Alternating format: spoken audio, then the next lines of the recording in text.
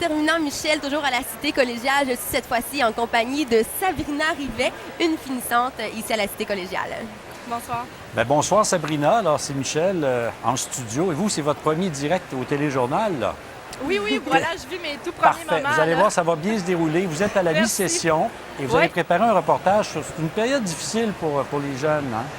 Oui, et voilà, la mi-session, c'est une période vraiment difficile pour les étudiants. Souvent, il y a des tonnes de travaux et d'examens qui s'empilent et les étudiants se sentent souvent seuls avec cette lourde charge de travail.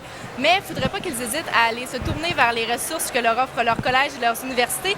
Voici le reportage que j'ai préparé à ce sujet. Hey Caro, quelle tuile tu prendrais pour la salle de bain? Guylaine Aubin étudie en design d'intérieur à la Cité collégiale. La mi-session est une période cruciale pour elle et ses collègues de classe. Combiner les devoirs, les lectures ainsi que les examens avec un travail à temps plein ou à temps partiel, c'est tout un casse-tête. C'est ce qu'a vécu Guylaine l'an dernier. J'étais sur le bord d'éclater, puis là, à ce moment-là, je suis allée rencontrer le service de counseling. On appelle le total des heures de la semaine, puis indiquer combien d'heures que je mets pour mes devoirs.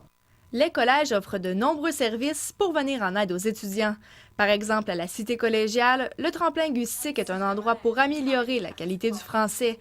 Il y a aussi le service de counseling qui offre des ateliers sur la gestion du temps et du stress. Des fois, les étudiants ne sont pas nécessairement dans le bon programme, donc ils se rendent compte de ça à la mi-session. Le service de counseling aussi peut aider pour qu'ils voient un peu dans quel domaine ils voudraient travailler si, par concours de circonstances, ils se rendent compte qu'ils ne sont pas nécessairement au bon endroit.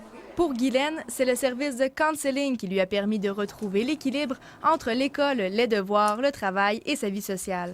Je travaillais à temps plein, puis j'ai décidé d'aller à l'école temps plein. J'étais débordée, je dormais plus, je vivais sur la caféine. Je ne savais plus comment m'en sortir d'une certaine façon. Impossible de savoir combien d'étudiants quittent leur programme en raison de la charge élevée de travaux et d'examens à la mi-session. Par contre, l'an dernier, un étudiant sur 4 n'était pas de retour en classe au semestre d'hiver. Sabrina Rivet, à Ottawa. Alors, on revient à la Cité.